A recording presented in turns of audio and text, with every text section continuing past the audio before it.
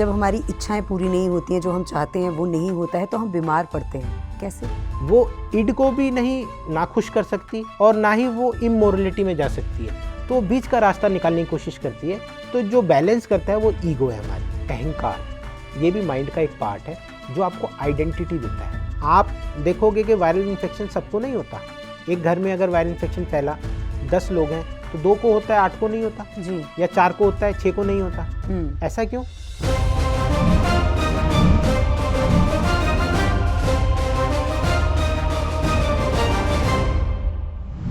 Hello and welcome to our show with us. Today we have Dr. Yogesh with us. Dr. Yogesh, welcome to our show. Thank you, नमस्कार। Doctor Yogesh, मनुष्य क्या है और मनुष्य का अस्तित्व क्या है? देखिए अनु जी, मनुष्य तो सिर्फ हमारी जाति को बोलेंगे। मैं मनुष्य के बजाय मैं जीव के बारे में बताना चाहूँगा। कोई भी अगर जीवित जीव है वो 2 चीज़ों के मिश्रण से बनता है, एक मटेरियल बॉडी, एक इममटेरियल बॉडी। जो मटेरियल बॉडी है वो पंचभूतों से मिलके बनती है। पंचभूत हैं अग्नि, जल, वायु, पृथ्वी, आकाश। ये पांचों का मिश्रण एक फिजिकल मटेरियल बॉडी बनाता है। पर एक मटेरियल बॉडी बिना किसी एनर्जी के, बिना किसी ऊर्जा के निर्जीव है। जैसे कि ये लकड़ी की टेबल, ये निर्जीव है। इसके अंदर जब तक एक ऊर्जा वास नहीं करेगी तब तक ये सजीव नहीं कहलाएगी। तो जीव का मतलब ही ये है कि एक मटेरियल बॉडी के अंदर एक एनर्जी का वास हो जाना। जो एनर्जी है वो हमारे कॉस्मोस से आती है। उस एनर्जी को हमारे सनातन धर्म में शिव बोला गया है, ठीक है। और जो पंचभूत से हमें मटेरियल बॉडी मिलती है उसको प्रकृति बोला गया है, यानी कि शक्ति। ये शिव और शक्ति का जो मिलन है ये जीव का उत्पन्न हुआ है। इस धरती पे हर जीव शिव और शक्ति के मिलन से ही पैदा हुआ है। और हमारे सनातन धर्म में जिसको शिवलिंग के रूप में पूजा जाता है। शिवलिंग भी एक शिव और शक्ति का मिलन है जिसको हम पूजते हैं। मटेरियल बॉडी के बारे में आपने बता दिया, आपने इन मटेरियल बॉडी की भी बात की थी, तो इन मटेरियल बॉडी क्या है? जैसे कि मैंने बताया कि इममटेरियल बॉडी एक ऐसी ऊर्जा है जो हमारे शरीर को चलाती है, जिसको आम भाषा में आत्मा कह सकते हैं। उस आत्मा के भी अपने कुछ शरीर होते हैं, कुछ कोश होते हैं, कुछ शीत होती हैं। जैसे कि आत्मा मतलब हो गया चेतना, मतलब अवेयरनेस। अब मैं यहाँ बैठा हूँ, मेरा शरीर अवेयर नहीं है आपके लिए, मेरी आत्मा अवेयर है कि आप मेरे सामने बैठे हैं, मैं आपसे बात कर रहा हूँ। मेरा शरीर बात नहीं कर रहा, मेरी आत्मा बात कर रही है। इस चेतना को, इस कॉन्शियसनेस को आत्मा कहते हैं। अब इसके 5 कोश होते हैं, इसकी 5 लेयर्स होती हैं। जो आउटर मोस्ट लेयर है वो होती है अन्नमय कोश। अन्नमय कोश डायरेक्टली कांटेक्ट में होती है हमारी फिजिकल बॉडी से थ्रू 5 सेंस ऑर्गन्स। जो भी हमारे आसपास चल रहा है, जो भी हो रहा है, वो हमारी आत्मा को पता कैसे चलता है, कैसे लेती है वो हमारी आत्मा? 5 senses, eyes, nose, taste, hearing और स्किन। ये 5 हमारे सेंसरी ऑर्गन्स हैं। आँख से हम देखते हैं, जो भी हमारे आसपास चल रहा है वो हमारी वाइटल फोर्स, जो हमारी आत्मा है, वो देखती है हमारी आँखों के द्वारा, सूंघती है नाक के द्वारा, टेस्ट लेती है टंग के द्वारा और सुनती है ईयर्स के द्वारा और महसूस करती है, वाइब्रेशंस भी महसूस करती है स्किन के द्वारा। ये 5 सेंस ऑर्गन, ये फर्स्ट जो हमारी अन्नमय कोश है वो फिजिकल बॉडी से कनेक्टेड होते हैं। सेकेंड होता है हमारा प्राणमय कोश। प्राणमय कोश में हमारी जो एनर्जी है, जो हमारे शरीर को चला रही है, वो कोश होता है। इसको हम एनर्जी बॉडी भी बोलते हैं, एनर्जी शीथ भी बोलते हैं। फर्स्ट वाले को हम फूड शीथ बोल सकते हैं, सेकंड को एनर्जी शीथ बोलते हैं। थर्ड वन इज़ जो हमारा मनमय कोश है। मनमय कोश में हमारा जो मन होता है, जैसे हमने प्राण की बात करी, हमने वाइटल फोर्स की बात करी। वाइटल फोर्स का अपना मन नहीं होता। जो हमारी नेक्स्ट शीथ होती है मन में कोश अलग होता है। और आत्मा एक अनइंटेलिजेंट बॉडी है, ठीक है। आत्मा अपने आप कोई डिसीजन नहीं ले सकती। आत्मा सिर्फ एक ऊर्जा है, जैसे इलेक्ट्रिसिटी है।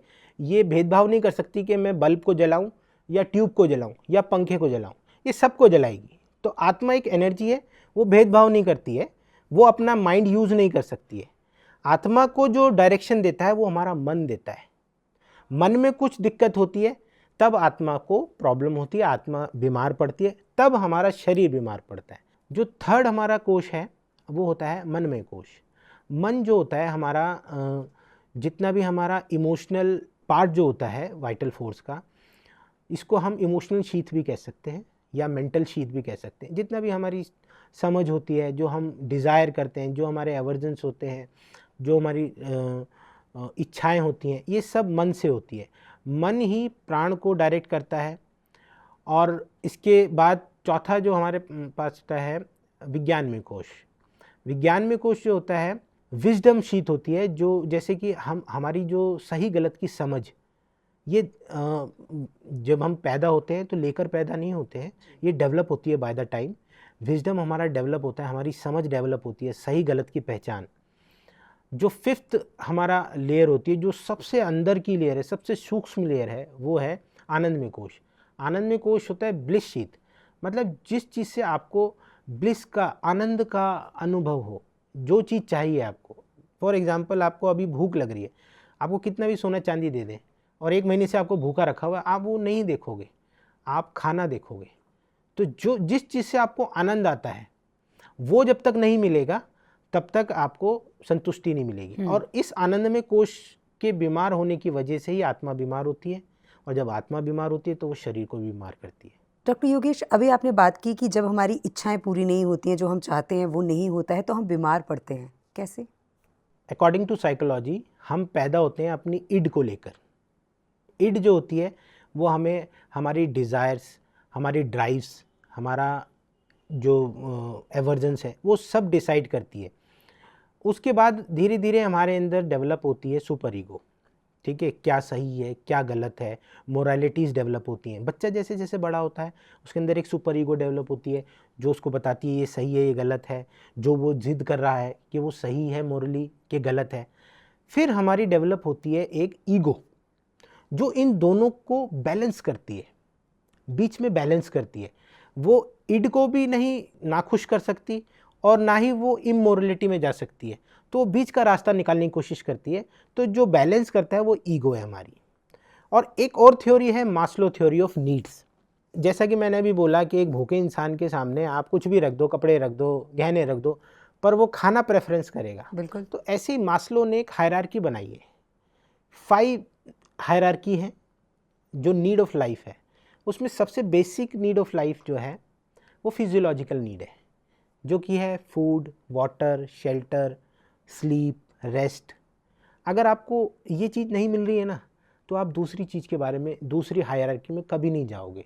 आप कभी, अगर आपको 1 महीने से भूखा रखा हुआ है, तो आप ये नहीं देखोगे मेरा माँ कौन है, मेरी बाप कौन है, मेरा भाई कौन है, मेरे रिलेशन क्या है, मेरी गाड़ी में ये है कि नहीं है, मेरे घर कितने हैं, ये सब नहीं देखोगे। पहले आप खाने को ढूंढोगे। तो ये जो फिजियोलॉजिकल नीड है, ये सब जीव में, सब एनिमल्स में एक जैसी होती है। कोई डॉग है, कोई शेर है, कोई भी है, ये सब एक फिजियोलॉजिकल नीड के लिए जीते हैं। इसके बाद आती है आपकी सेफ्टी। आपने कभी देखा होगा चींटियां अपना खाना इकट्ठा करती हैं कि अभी ख़राब मौसम आएगा तो हमें खाना मिल जाएगा। इसको बोलते हैं सेफ्टी। ये सेकंड हायरार्की हो गई सेफ्टी। इंसान भी, जब आपको खाना पीना सब फिजियोलॉजिकल नीड पूरी हो गई, उसके बाद आप सेफ्टी के बारे में सोचते हैं कि ये मुझे हमेशा मिलता रहे, मैं इतना जमा कर लूँ, मेरे पास इतना बैंक बैलेंस होना चाहिए, मेरे पास ये सारी चीज़ें होनी चाहिए ताकि मेरे को सिक्योरिटी रहे। ये सिक्योरिटी में आ गया। जब आपको सिक्योरिटी पूरी हो जाती है तब आप सोशल लाइफ में जाते हैं। जब तक आपके पास सिक्योरिटी नहीं है, आप सोशल नहीं देखते, आप फ्रेंड्स नहीं देखते, आप लव नहीं देखते, आप रिश्तेदारी नहीं देखते। जब आपकी ये नीड भी पूरी हो जाती है, उसके बाद आपकी एस्टीम शुरू होती है। एस्टीम मतलब आपके अंदर एक सेल्फ एस्टीम आ जाती है कि मेरे पास इतना, मेरा इतना औहदा होना चाहिए, मेरी इतनी प्रेस्टीज होनी चाहिए। बेसिकली प्रेस्टीज, आप अपनी हैसियत को देखने लग जाते हैं। अब जैसे जैसे हायरार्की बढ़ रही है, जब एक नीड पूरी होती है तब दूसरे की ज़रूरत होती है। जब तक पिछली वाली नीड पूरी नहीं हुई ना, दूसरे के बारे में नहीं सोचता इंसान। तो अगर आपकी ये सारी नीड पूरी हो जाती है तब आपकी सेल्फ एक्चुअलाइजेशन की नीड आती है। सेल्फ एक्चुअलाइजेशन की नीड मतलब कि फिर आप अपने अंदर झांकने लगते हो कि मेरे अंदर ऐसी क्या क्रिएटिविटी है कि मैं अपने आप को दुनिया से अलग दिखाना चाहता हूँ। फॉर एग्जांपल, जैसे मेरे को अब सेल्फ एक्चुअलाइजेशन की फीलिंग आती है कि मैं डॉक्टर हूँ, मुझे पेशेंटों को ठीक करना है, मुझे और मेहनत करनी है। ये सेल्फ एक्चुअलाइजेशन, जब ये सारी नीडें आपकी ख़त्म हो जाती है तो आप सेल्फ एक्चुअलाइजेशन की फेज़ में आ जाते हो, और आप जो आपका एग्जिस्टेंस का पर्पज़ है इस धरती पर, आप उसके प्रति जाते हो। तो ये बेसिक नीड्स हैं। अगर आपको फिजियोलॉजिकल नीड नहीं पूरी हो रही तो साइकोलॉजिकल नीड में नहीं जाओगे आप। पहले फिजियोलॉजिकल नीड पूरी होनी चाहिए। अगर मुझे खाना नहीं मिल रहा तो मैं क्रिएटिविटी के बारे में नहीं सोचूंगा। बिल्कुल। तो ये नीड्स है, अगर ये नीड पूरी नहीं होती तो हम बीमार होते हैं, और ये डायरेक्टली रिलेटेड है हमारे ब्लिस शीट से, जो अभी आपने पूछा। जब हमारा ब्लिस पूरा नहीं, तो अगर किसी इंसान को बहुत बड़ा एम्पायर खड़ा करना है और वो एम्पायर नहीं खड़ा कर पा रहा, तो वो कॉन्फ्लिक्ट में घिरा जाता है, वो बीमार होता रहेगा, उसकी जो प्राण शक्ति है वो बीमार होगी, फिर उसके अंदर शरीर में बीमारियां स्टार्ट हो जाएंगी। ये ऐसे बीमारी स्टार्ट होती है। पहले हमारा ब्लिस शीथ जो है सफ़र करती है, जो हमारी इच्छाएं हैं, जो हमारी नीड्स हैं लाइफ की, अगर वो पूरी नहीं होती है तब हम बीमार पड़ते हैं। बट डॉक्टर योगेश, कुछ लोग ऐसे भी होते हैं कि उनकी इच्छाएं पूरी होती रहती हैं, जैसे कि इंसान की इच्छाएं कभी ख़त्म नहीं होती हैं, बढ़ती रहती हैं बढ़ती रहती हैं। कुछ ऐसे होते हैं जब उनकी इच्छाएं पूरी नहीं होती हैं तो वो अपने आप को और स्ट्रॉन्ग बनाते हैं, लेकिन कुछ व्यक्ति ऐसे भी होते हैं कि छोटी सी भी इच्छा पूरी नहीं होती तो वो बीमार पड़ जाते हैं। तो अपनी बॉडी को किस तरह से हील करें, क्या करें, कुछ बताइए। देखिए अनु, हर व्यक्ति का अपना एक नज़रिया होता है देखने का हर सिचुएशन को। जैसे फॉर एग्ज़ाम्पल मैं अगर बोलूँ 5 लोगों के तरफ आपने बॉल फेंकी, ठीक है, अब ज़रूरी नहीं है पाँचों लोग एक तरीके से रिएक्ट करेंगे। एक हो सकता है उसको कैच कर ले, दूसरा हो सकता है उससे बच जाए, उसको कैच ना करे, उससे बच जाए, उसे लगे कि ये मेरे को मारने आ रही है। पहले वाले ने उसको कैच कर लिया, वो स्पोर्टिंगली उसने उसको लिया।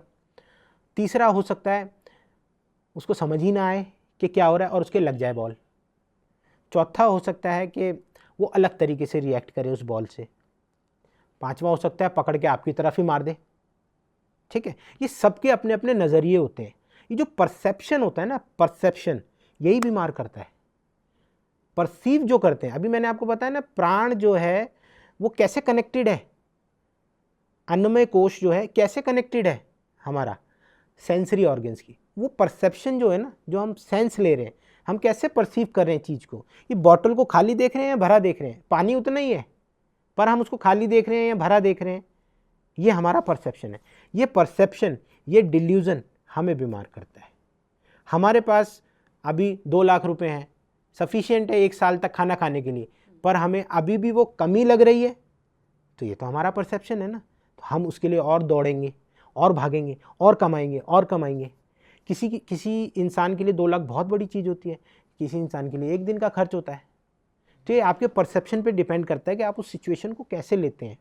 ऐसा नहीं है कि हर सिचुएशन हर इंसान के लिए एक जैसी होती है। इसलिए कुछ लोग उन परिस्थितियों से उभर जाते हैं, कुछ लोग नहीं उभर पाते। ये आपके परसेप्शन पे डिपेंड करता है, आपने उसको भ्रम कितना गहराई में लिया। जैसे किसी की फैक्ट्री में आग लगी है, अब अलग अलग इंसान अलग अलग तरीके से रिएक्ट करेगा। अब एक इंसान तो उसको ऐसे ले सकता है कि मैं दोबारा से बिजनेस खड़ा कर दूंगा, कोई बात नहीं, आग लग गई तो। एक मैनिपुलेटिवली लेगा, मैंने तो इंश्योरेंस करा रखा है, पैसा मिलेगा दोबारा खड़ी कर दूंगा। एक शॉक में जा सकता है, हार्ट अटैक आ सकता है। अलग अलग तरीके से अलग अलग इंसान रिएक्ट करते हैं। सिचुएशन सेम रहती है, लेकिन उनके परसेप्शन पे डिपेंड करता है ये कि हम कैसे परसीव कर रहे हैं। डॉक्टर योगेश, बहुत बार लोग कहते हैं कि अपनी मन की सुनो। मन है क्या, और एक्चुअल में मन किसे कहते हैं, दिल को या फिर दिमाग को? अनु, मन जो है ना, एक इनविजिबल फैकल्टी है हमारे माइंड की। ठीक है, अब ब्रेन तो एक हार्डवेयर हो गया, उसको चलाने के लिए एक सॉफ्टवेयर भी चाहिए। तो माइंड समझो सॉफ्टवेयर है। अब सॉफ्टवेयर के 4 पार्ट होते हैं, 4 फंक्शन है। पहला मन, मन जो है हमारा सेंसरी पार्ट है माइंड का जो सेंसरी पार्ट है। जैसे कि अभी मैंने बताया था ना आपको कि 5 हमारी सेंसेस होती हैं जी, जो हमें बाहर के एनवायरनमेंट से कनेक्ट करती है। तो जो मन है वो सेंसरी पार्ट है।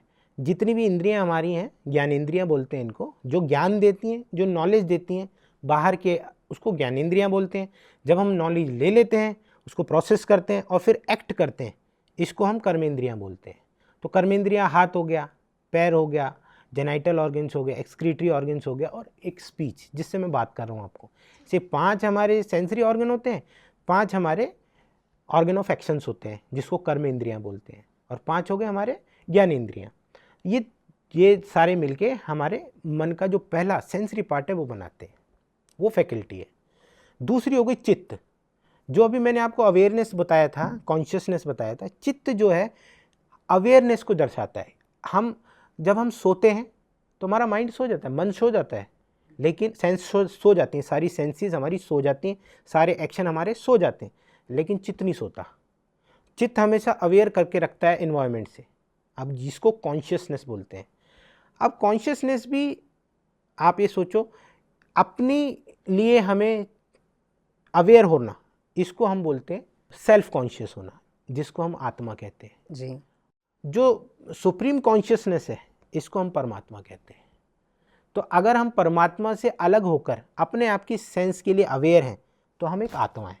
जब हम इसमें से निकल के बाहर चले जाएंगे तो परमात्मा में ख़त्म हो गए, हम उसके अंदर मिक्स हो गए। तब हमारा कोई अपना चित्त नहीं है, हमारी कोई अपनी अवेयरनेस नहीं है। जब हम अपने आप बारे में अवेयर हैं कि हम इस दुनिया से अलग दिख रहे हैं, ठीक है, तो हम आत्मा हैं। जब हम इसमें मिल जाएंगे तो हम परमात्मा, हम आत्मा नहीं रहेंगे। ये दूसरा हो गया। तीसरा होता है अहंकार। ये भी माइंड का एक पार्ट है जो आपको आइडेंटिटी देता है। एक अहंकार जो होता है ना, आपको पहचान देता है। ये धीरे धीरे डेवलप होता है। ये जब पैदा होता है इंसान तब नहीं होता, ये धीरे धीरे अहंकार डेवलप होता है, ईगो डेवलप होती है, ठीक है। ये हमें एक आइडेंटिटी देता है, एक पहचान देता है। अवेयरनेस एक अलग चीज़ हो गई और एक पहचान अलग चीज़ हो गई। अब मैं डॉक्टर योगेश हूँ, ये मेरी पहचान है, ये मेरा अहंकार है। मैं एक डॉक्टर हूँ, ये मेरा अहंकार है, ये मेरी आइडेंटिटी है। चौथा पार्ट मन का होता है, माइंड का होता है बुद्धि, सही गलत की पहचान, विजडम, कि हम क्या कर रहे हैं, क्या हो रहा है हमारे साथ, उस सही गलत की पहचान जो है ना, जो डिसीजन मेकर जो होता है ना, माइंड का पार्ट, माइंड का जो चौथा पार्ट है वो डिसीजन मेकर होता है, बुद्धि। आपने मुझसे क्वेश्चन पूछा, अब मैं जो आंसर दे रहा हूँ ना, ये मेरा बुद्धि वाला जो पार्ट है ना मन का, वो करा रहा है। तो ऐसे मन की 4 फैकल्टीज होती हैं, 4 पार्ट होते हैं। आप कह लो कि सॉफ्टवेयर के 4 पार्ट हैं। ये पूरे टोटल को मिला के मन कहते हैं। मैं देखती हूँ कि कुछ लोग जो है कोई भी डिसीज़न, चाहे छोटे से छोटा हो या फिर बड़े से बड़ा हो, चुटकियों में ले लेते हैं।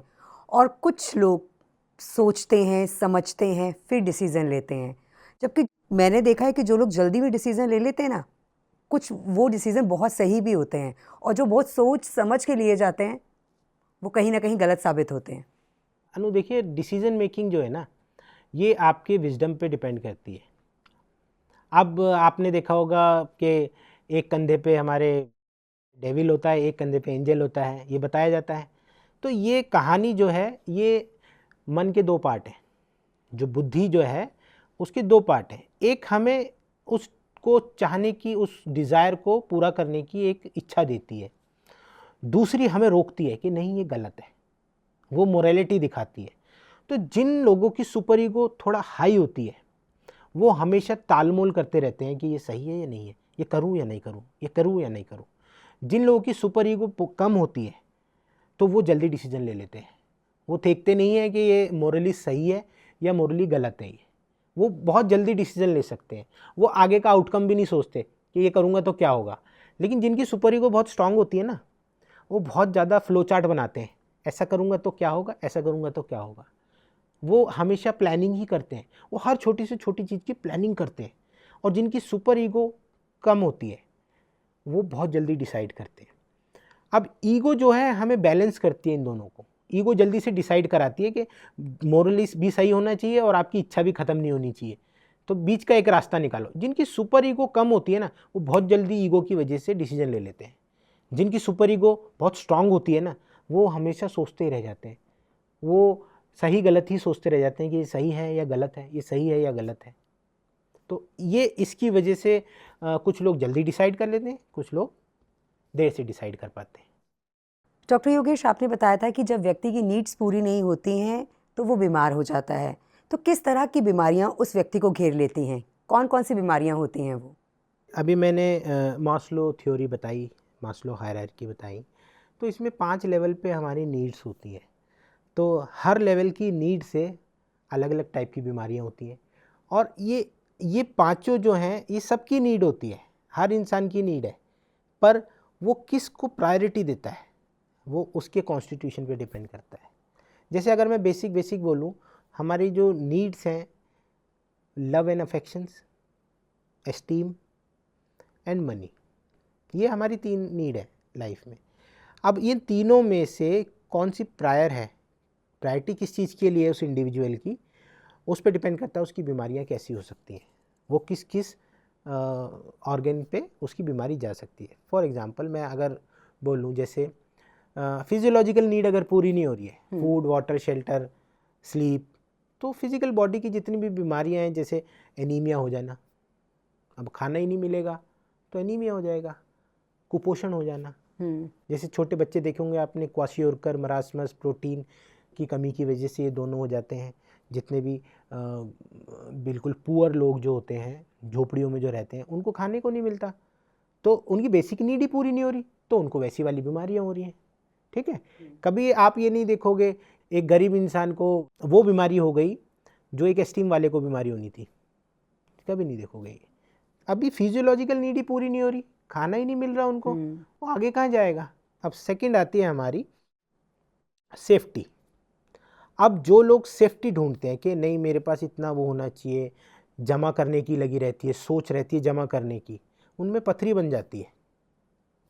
वो शरीर के अंदर जमा करना स्टार्ट करते हैं, जमा करना, सिक्योरिटी होनी चाहिए। जैसे हमारी होम्योपैथी में भी कई ऐसी मेडिसिन हैं जो इनसिक्योर होती हैं मनी के लिए, फ्यूचर के लिए, वो सारी पथरी बनाती है, पथरी ठीक करती है, वो सब पथरी के लिए दी जाती है। फॉर एग्जांपल कैलकेरिया काब है एक मेडिसिन, पथरी के लिए क्यों दी जाती है, क्योंकि उसके अंदर इनसिक्योरिटी होती है, अपने फ्यूचर को लेकर इनसिक्योरिटी होती है। तो वो जो सेकंड हमारी नीड है सेफ्टी वाली, वो अगर आपकी पूरी नहीं हो रही है तो आपको उस टाइप की बीमारियां होनी स्टार्ट हो जाती हैं, जैसे अभी मैंने आपको बताया।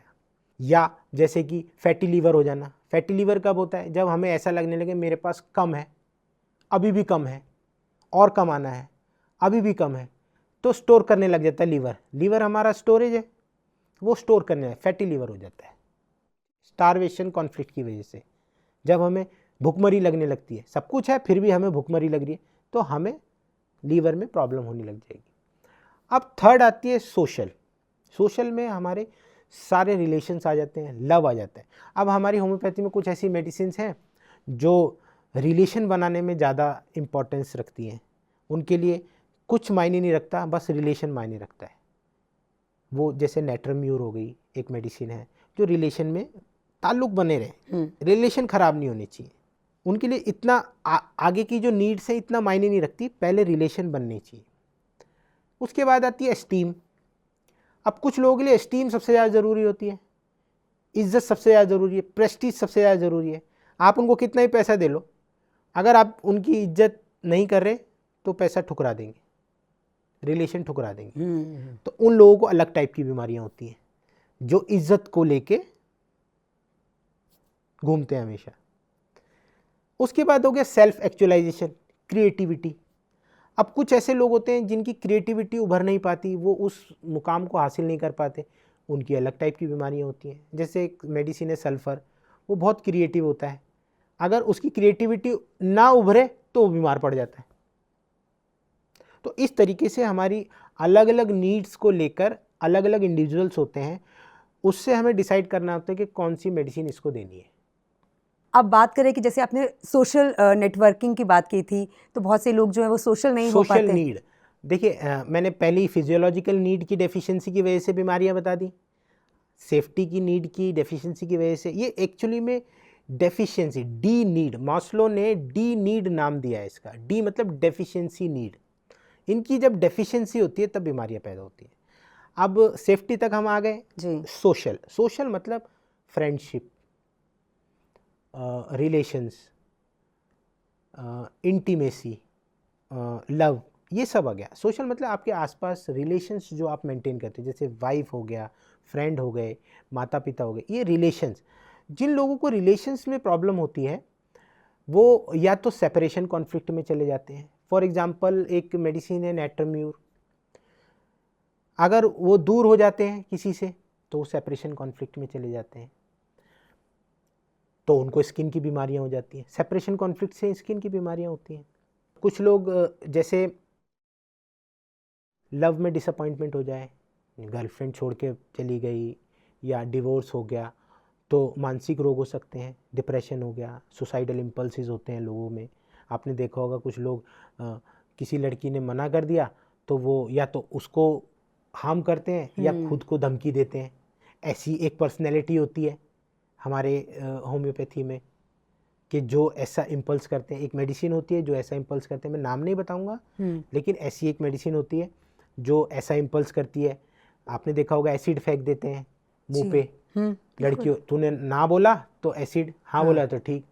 ये अलग टाइप के लोग होते हैं, ये इस नीड को ही सबसे ज़्यादा इंपॉर्टेंस देते हैं कि अगर ये रिलेशन रहा तो तू सही, नहीं तो तुझे जीना का हक नहीं है। ये इस नीड के इर्द गिर्द घूमते हैं। तो ऐसी बीमारियां ये इस नीड की वजह से होती है। तो डॉक्टर योगेश, जैसे आपने अभी बताया कि वो एक मेडिसिन है, जैसे कुछ लोग हम देखते भी हैं कि इस तरह से एसिड अटैक कर देते हैं गर्ल्स के ऊपर, बहुत सारे केसेस हमने देखे हैं। तो क्या ऐसे लोगों की इस तरह की धारणा को उस मेडिसिन के थ्रू हम चेंज कर सकते हैं, बिल्कुल उनको बदला दिला जा के? सकता है, बिल्कुल। ये मैंने अभी क्या बताया शुरुआत में आपको कि ये हमारा परसेप्शन है जो हमें बीमार कर रहा है। परसेप्शन, हम परसीव कैसे कर रहे हैं, उस इंसान का परसेप्शन गलत है उस लड़की को लेकर। जब हम दवा देंगे हम कुछ चेंज नहीं करते, हम कुछ भी, जैसे मैंने आपको बोला आधी बोतल खाली देखना और भरा देखना, ये आपके परसेप्शन पे डिपेंड करता है।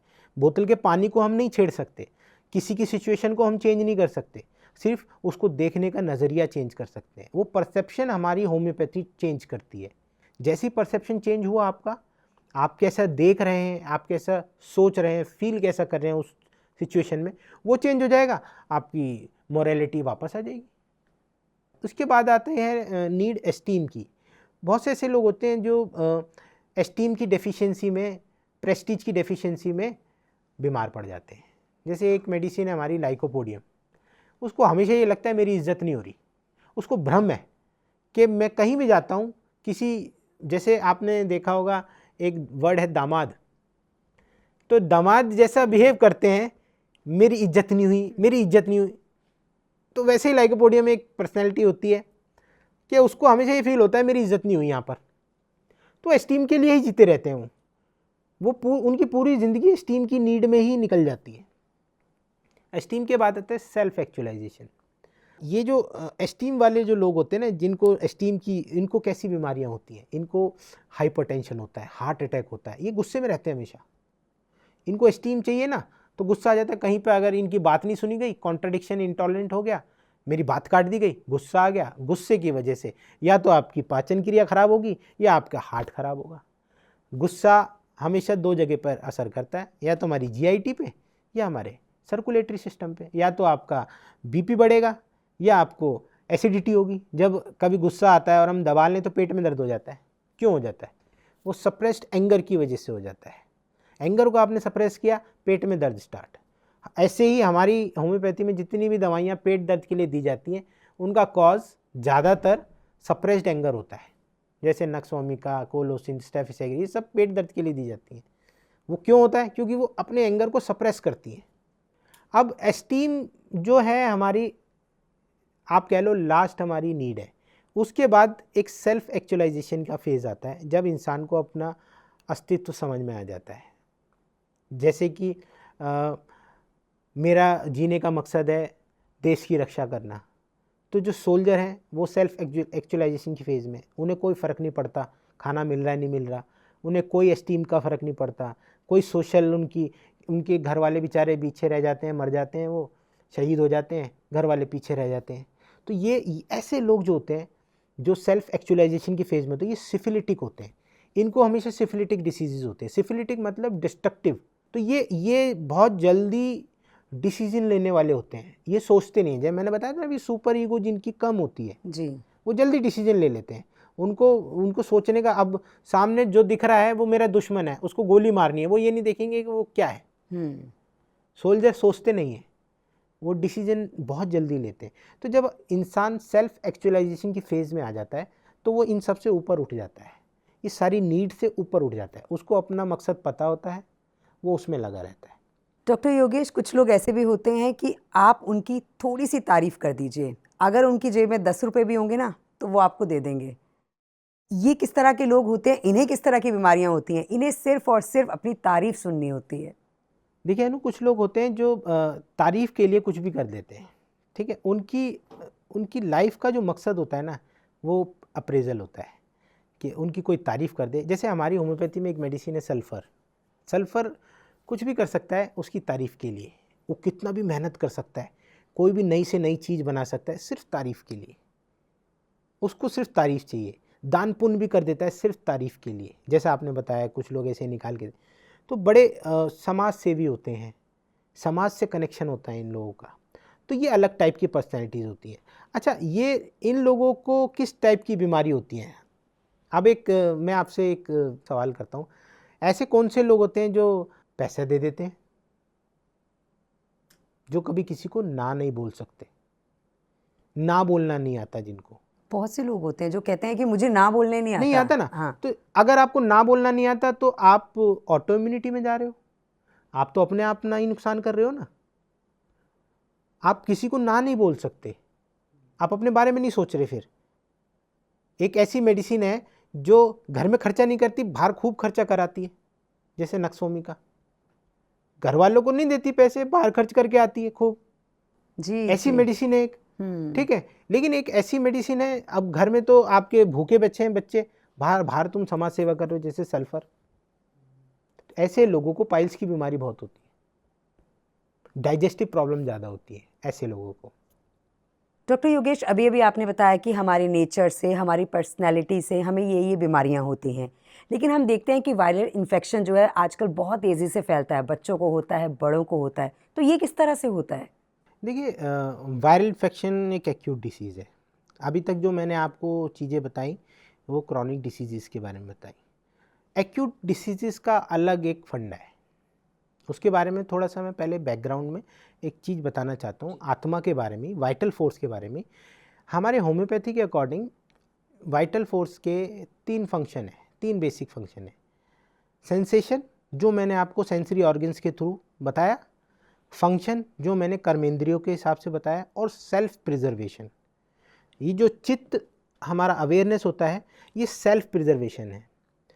हमारी आत्मा 3 तरीके से काम करती है। सबसे पहले एक सेंसेशन लेती है, फिर उसको मॉड्यूलेट करके, उसको प्रोसेस करके, फिर हम फंक्शन करते हैं कुछ भी, और एक और तीसरा है सेल्फ प्रिजर्वेशन। इस बिना वाइटल फोर्स के हम डेड हैं। ये तीनों फंक्शन नहीं हो सकते, ठीक है। ना हम सेंसेशन कर सकते, ना हम फंक्शन कर सकते, ना सेल्फ प्रिजर्वेशन कर सकते। कभी आपने सोचा है कि हम सोते हैं तो हमें कुछ नहीं होता, लेकिन एक डेड बॉडी 1 घंटे में सड़ना स्टार्ट हो जाती है जी। वो किसकी वजह से? आत्मा की वजह से, वो चित्त की वजह से। मैंने बोला था आपको कि हमारा जो अन्नमय कोश है वो तो सो जाता है, ठीक है, लेकिन हमारा चित्त नहीं सोता सोने के टाइम पे, ठीक है, वो हमेशा अवेयर रहता है। तो जो हमारी वाइटल फोर्स है वो प्रिजर्वेशन रखती है हमेशा। जब तक प्रिजर्वेशन सही है, सेल्फ प्रिजर्वेशन सही है, तब तक हमें कोई बीमारी नहीं होती। तो अब एक्यूट डिसीज़ क्यों होती है? फिर हमारे आसपास जितने भी टेलियोरिक मेटियोरिक चेंजेस होते हैं, ब्रह्मांड में जो चेंजेस होते हैं, नक्षत्रों में जो चेंजेस होते हैं, प्लैनेट्स में जो चेंजेस होते हैं, वो हमारी बॉडी पे सीधा इफेक्ट डालते हैं। आपने कभी सोचा है कि ये जो वायरल डिसीज़ होती है एक सीज़न में क्यों आती है? जी। पूरा साल क्यों नहीं रहती? वो क्यों? क्योंकि उस टाइम पर एक प्लैनेटरी पोजीशन होती है, एक धरती की एक अवस्था होती है उस टाइम पर, जो हमारे शरीर पर असर करती है। इन इफ़ेक्ट्स की वजह से हमारी वाइटल फोर्स कमज़ोर होती है और हम पर ये माइक्रो ऑर्गेनिज्म हावी हो जाते हैं। अब ये माइक्रो ऑर्गेनिज्म कहीं बाहर से नहीं आते, आपके शरीर में हज़ारों बैक्टीरिया हैं, हज़ारों वायरसेस हैं, लेकिन कोई कुछ नहीं करता। क्यों? क्योंकि सेल्फ प्रिजर्वेशन जो है वाइटल फोर्स कर रही है। जब तक वो करती रहेगी तब तक आपको कुछ नहीं होगा। जिस पार्ट से सेल्फ प्रिजर्वेशन कम हो जाता है, वो कब कम होता है?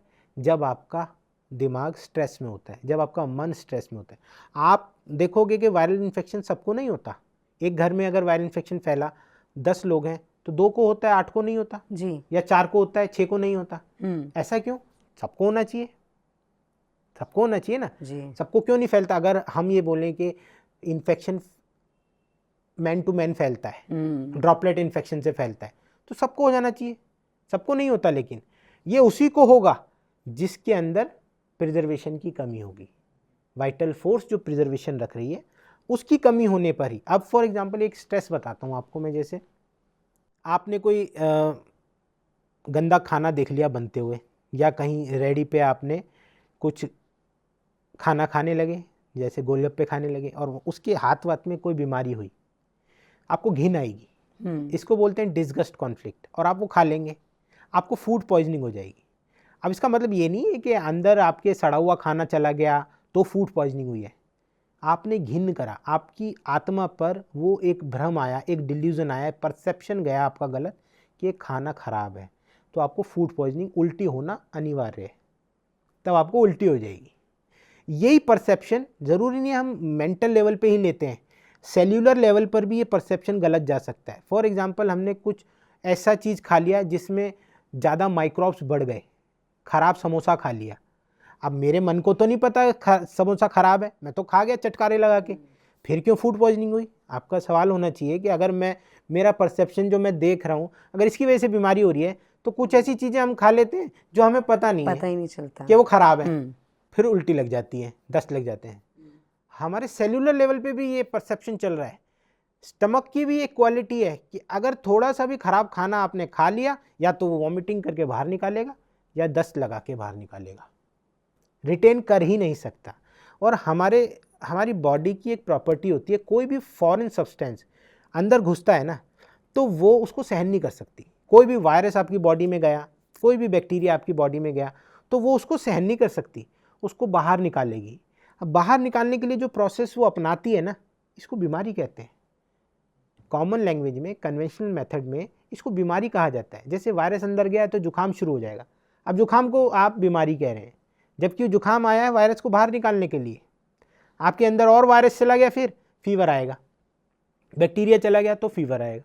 अब फीवर जो है वो डिफेंस है, वो थोड़ी ना बीमारी है, वो डिफेंस है। हम इन सिम्टमों को, जो हमारी वाइटल फोर्स प्रोटेक्शन कर रही है ना, इन माइक्रो ऑर्गेनिजम्स के अगेंस्ट प्रोटेक्शन कर रही है, उस प्रोटेक्शन को हम बीमारी कहते हैं, जबकि ये बीमारी नहीं होती है, ये हमारा डिफेंस मैकेनिज्म होता है।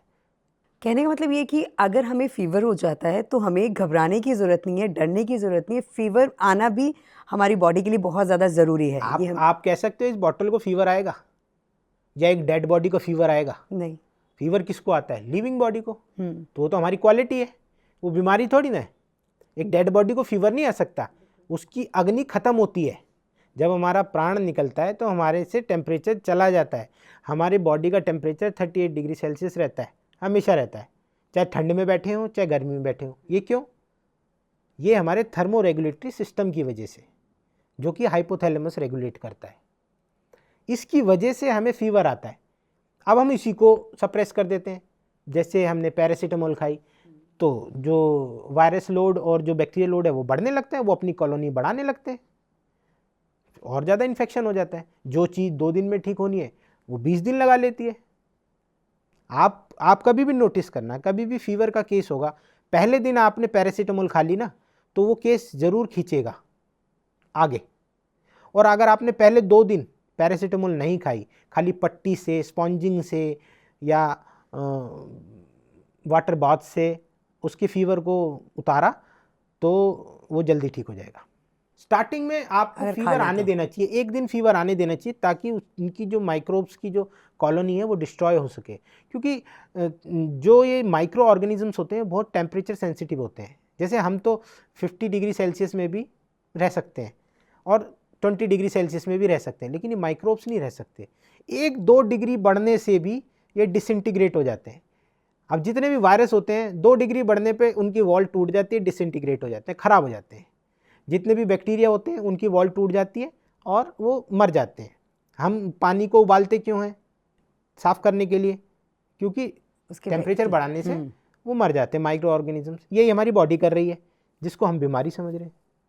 हमारी बॉडी भी तो यही कर रही है ना, उबाल रही है ना हमें कि माइक्रो ऑर्गेनिज्म ख़राब हो जाए। तो ये हमारा डिफेंस मैकेनिज्म है। और एक्यूट डिसीज़ हमेशा तब होती है जब हम किसी स्ट्रेस में होते हैं। सबको नहीं होती एक्यूट डिसीज़ भी, हम किसी स्ट्रेस में हैं, ऑलरेडी स्ट्रेस में हैं, तो हम पे हावी हो जाती हैं चीज़ें। ये भी इसी की वजह से होती है। लेकिन उस टाइम पे हमें ऐसा लगता है कि वायरल डिसीज़ है, बैक्टीरियल डिसीज़ है, लेकिन हम पहले से वीक होने चाहिए, वहाँ का प्रिजर्वेशन कम हो जाना चाहिए, तब हम बीमार पड़ते हैं। डॉक्टर योगेश, आज एक बात तो मैं ज़रूर कहूँगी कि वाकई आज बहुत बहुत मज़ा आया मुझे आपसे बात करके। मुझे इतनी अच्छी अच्छी इन्फॉर्मेशन मिली, मुझे ही क्यों, मुझे लगता है हमारी तमाम ऑडियंस को भी मिली होगी। आज आपने हमें बताया कि अगर हम एक हेल्दी लाइफ चाहते हैं तो बहुत ज़्यादा ज़रूरी है कि पहले हम अपनी बॉडी पे ध्यान दें, क्योंकि सब कुछ यहीं पर है, जो कि आज आपने हमें बताया है कि अपने मन को आप किस तरह से कंट्रोल कर सकते हैं। आपने बहुत कुछ हमें बताया है और आगे भी हम आपसे बहुत कुछ जानना चाहते हैं, अपनी सोच के बारे में जानना चाहते हैं, अपनी सोच को किस तरह से हम ठीक कर सकते हैं ताकि हम एक हेल्दी लाइफ जी सकें। थैंक यू सो मच, आपने अपना टाइम हमें दिया। नेक्स्ट एपिसोड में आपसे फिर मुलाकात होगी। Thank you so much. Thank you Anu ji.